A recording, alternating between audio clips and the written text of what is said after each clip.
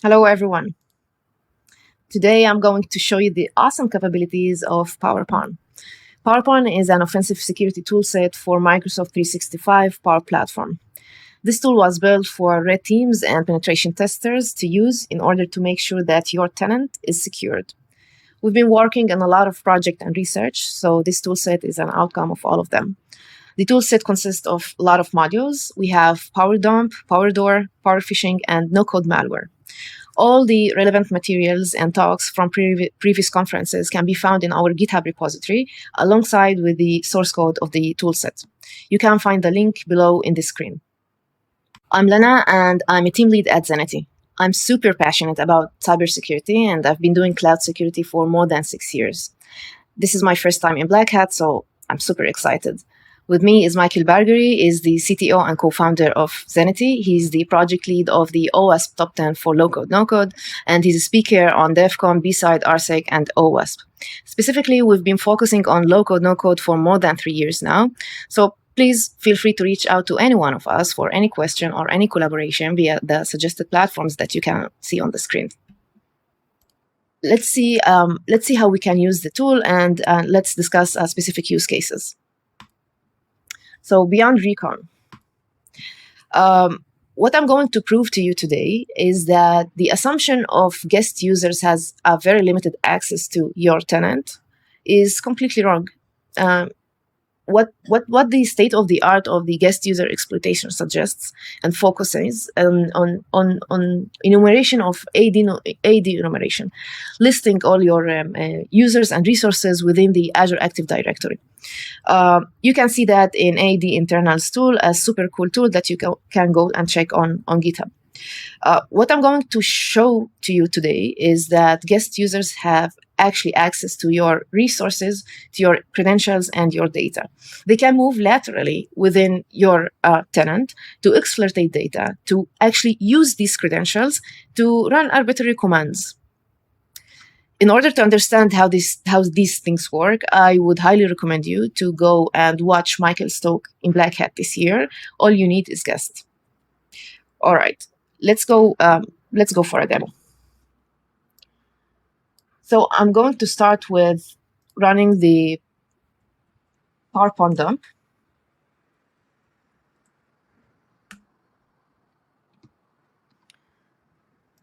And I'm going to authenticate using a device flow authentication.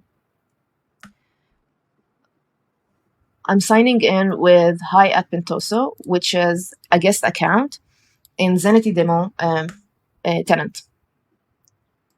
Of course, you can run this with any pre-obtained access token. I suggest you to check the road tools tool that is available in GitHub to get your access tokens.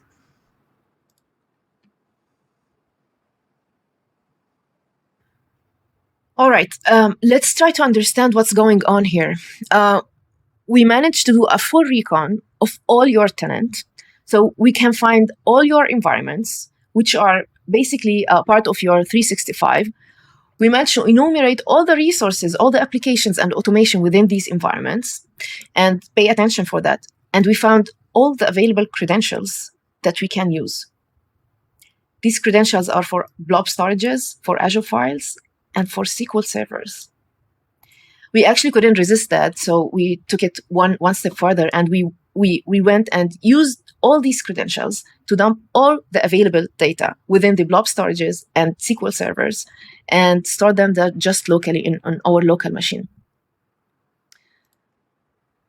If we go and inspect the dump directory, this is what we can actually see.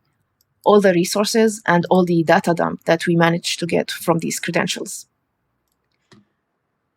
We can also see that in all the available credentials that we have here. So basically, we have credentials for blob storage, queues, tables, SQL servers, and many more.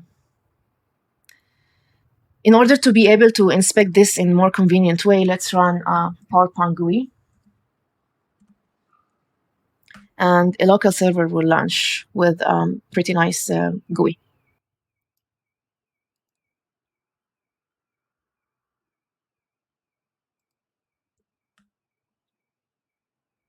All right.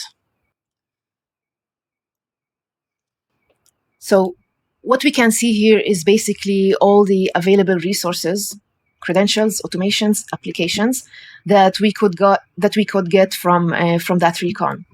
So if we go to credentials, what we have here is details for everything that we could fetch. The expiration time for the credentials. We can see here the different resources that we have access to. Again, remember, these are live credentials that are available for the guest user.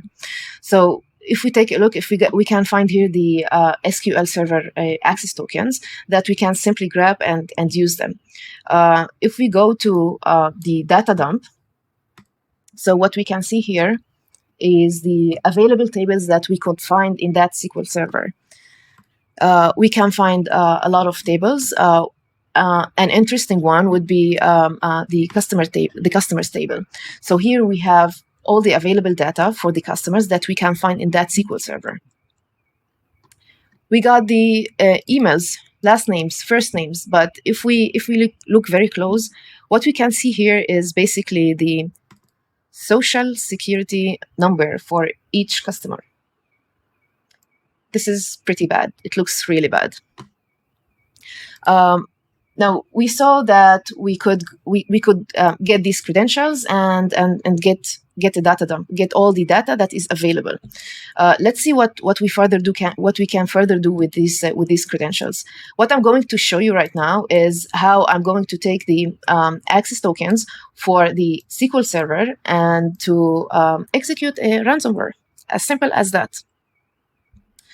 So what we are seeing here is basically a swagger for all available commands that I can run using the access tokens that I just have as a guest user again to that SQL Server.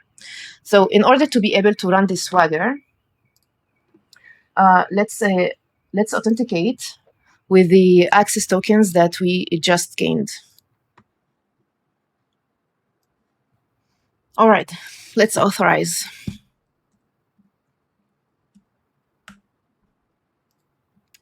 And that's it. We're in. We have full access to that SQL Server, as simple as that. What I'm going to do right now is to run a simple query on that SQL Server in order to be able to encrypt some security numbers, social security numbers. Why? Why not?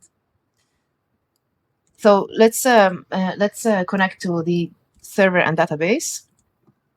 And what we're going to run is basically a very simple query.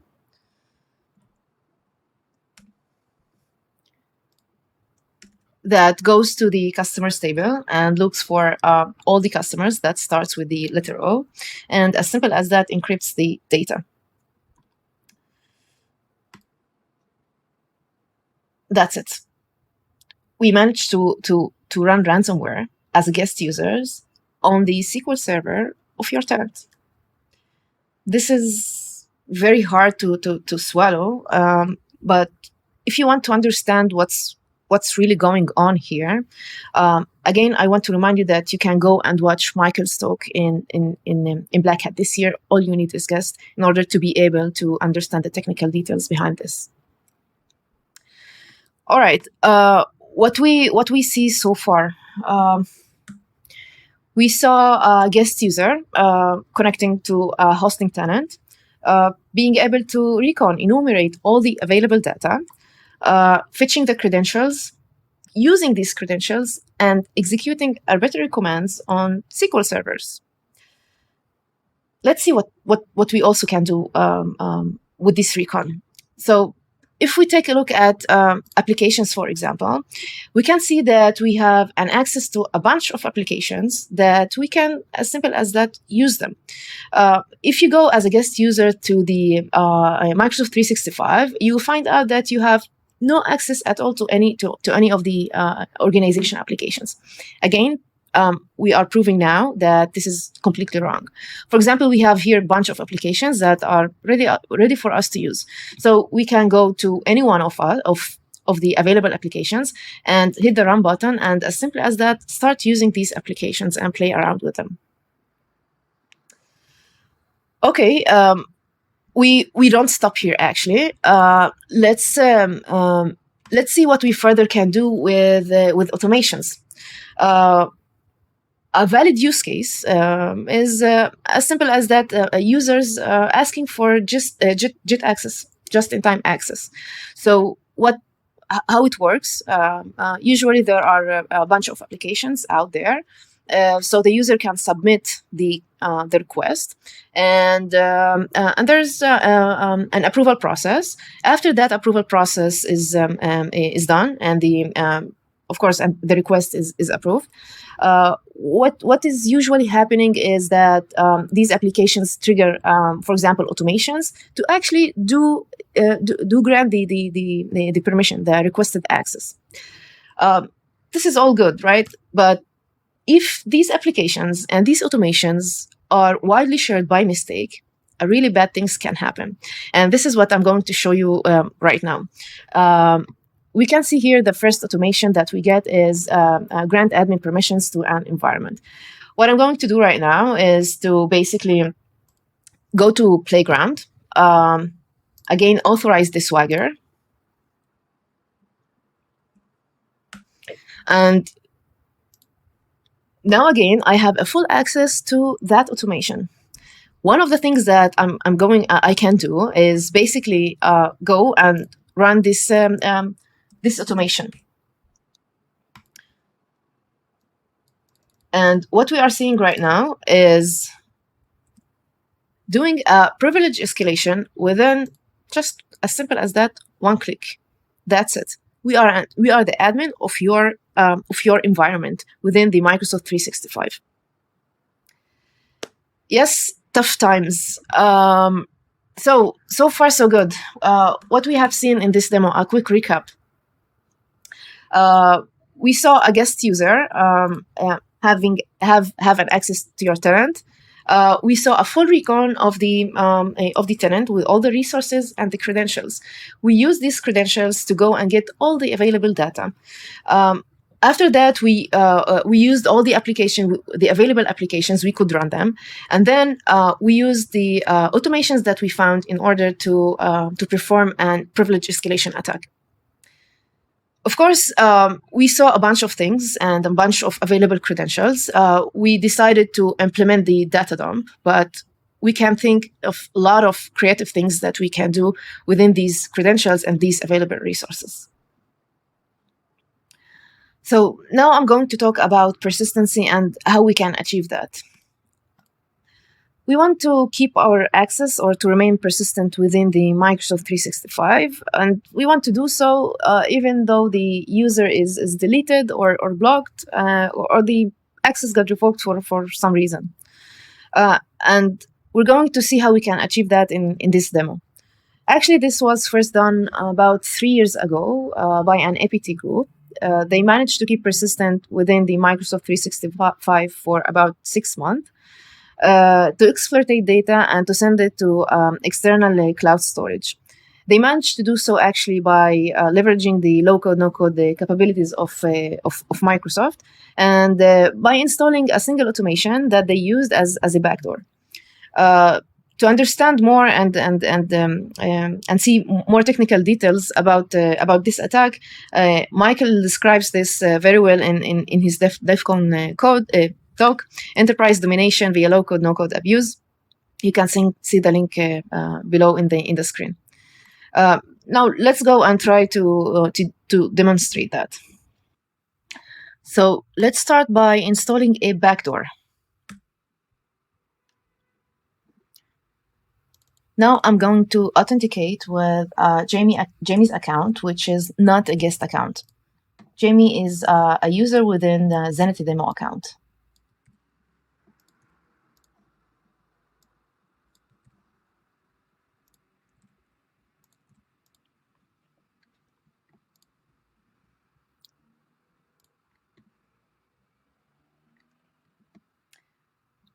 Let's take a closer look here at what just happened. We have created a new automation that we are going to use as a backdoor. The most important thing here to notice is this webhook URL. We're going to use this webhook URL as an HTTP endpoint to invoke it from outside the organization. This is our access to the whole tenant. So let's keep it. Let's keep it to use it for afterwards. Nice. Before that, I want to go and disable Jamie's account and to see and see what we can do with this webhook URL.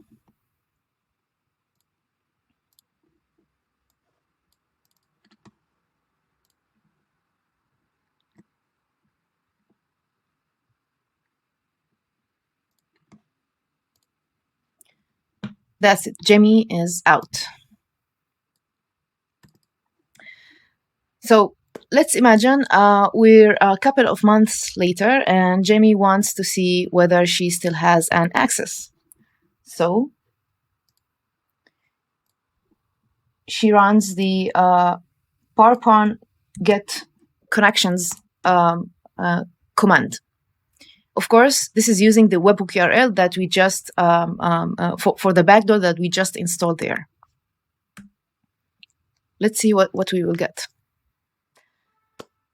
That's it, as simple as that. Let's take a minute and to swallow this. Our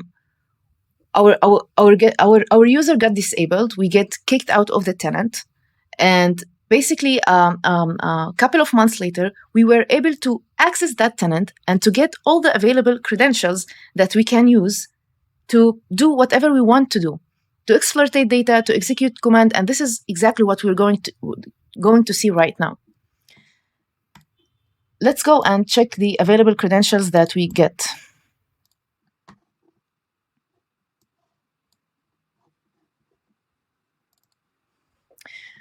So we have a bunch of credentials that basically are access tokens to Azure resources. We have access tokens to Azure Blob, to Azure Files, and many more. We just can pick one of them and start to do some fun. So let's pick up the Azure Blob access token.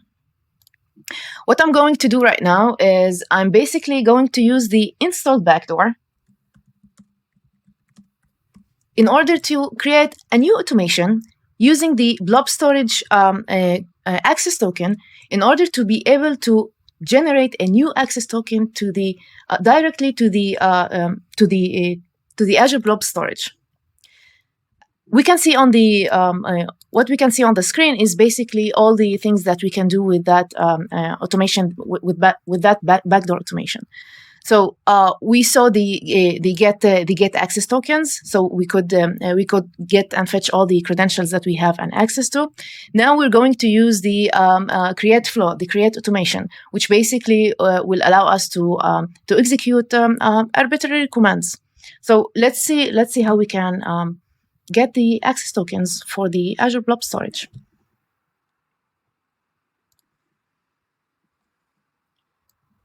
So I'm going to run the create new flow command, and of course using the Azure Blob storage access token. Again, let's remember, I'm a disabled user, and I'm accessing the resources within the Microsoft tenant via an HTTP endpoint from outside the organization. Let's see what's happening here.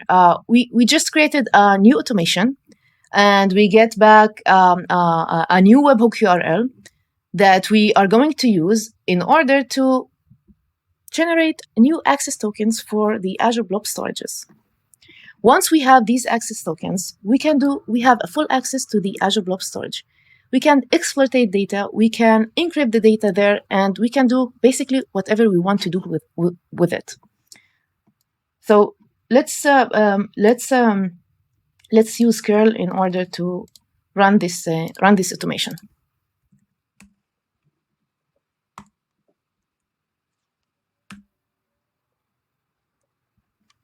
If you take a closer look, so we managed to get all the access token to the Azure Blob storage, and this is pre-authenticated as we can see here.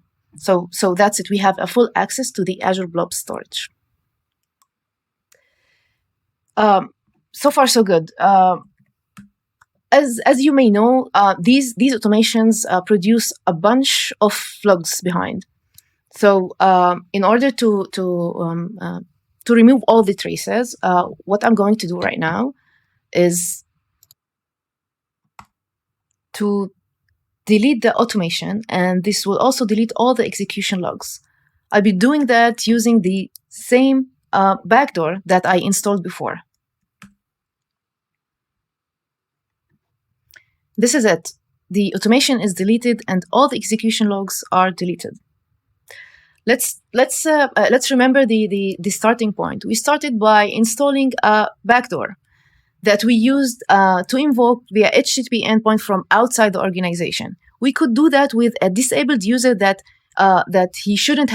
she or he shouldn't have access to the organization. We could do that. We could fetch all the available credentials, pick one of them, and create a new automation in order to get all the access tokens to the blob storages.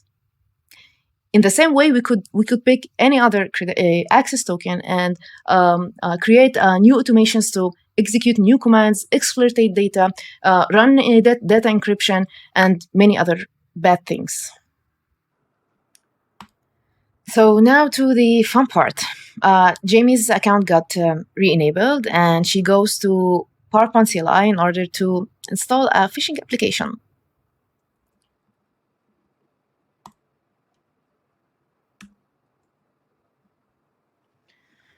While the application is installing, let's see why phishing is so easy in Power Apps. So three things. First, these applications run in Microsoft domains, which makes them feel so real and so trustable. Second, the users of these applications are actually pre-authenticated with a single sign-on to a different services within the Microsoft 365. Third is that actually these users are used to Power Apps. They are used to use these applications in their day-to-day. So the only thing that remains here is to actually make these users click on the right link to run these applications. For more examples and details, refer to the DEF CON talk, Enterprise Domination via low-code abuse. Now let's go and check on the installed application. That's it. The application is installed. Notice this URL. This is actually our key to the whole attack. We'll keep it to use it for later on. Before start using the application, we want to actually share the application with the whole organization in order to be able to use it. For that, we also can use the Powerpwn CLI.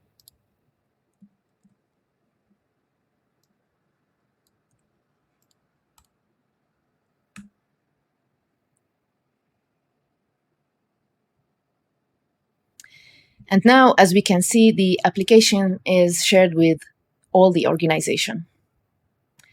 So now I'm going to use the application URL to run it in Power Apps.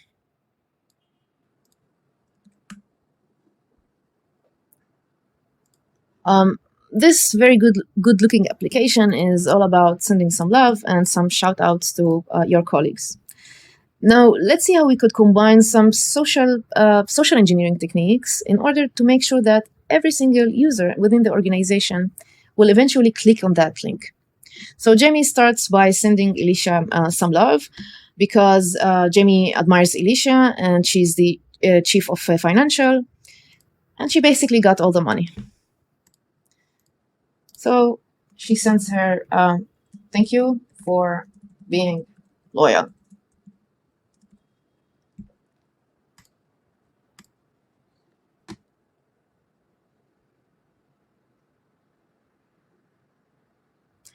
In the meanwhile, Alicia checks on her inbox, and what she gets is this email. So Alicia gets super excited, and she wants to see the shout out that she just got. She sign in or starting using the application, and she gets even more excited, and she starts to send more shout outs.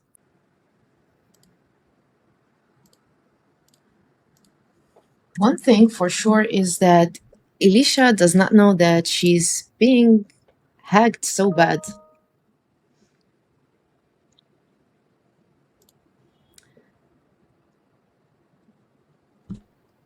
Do not get confused.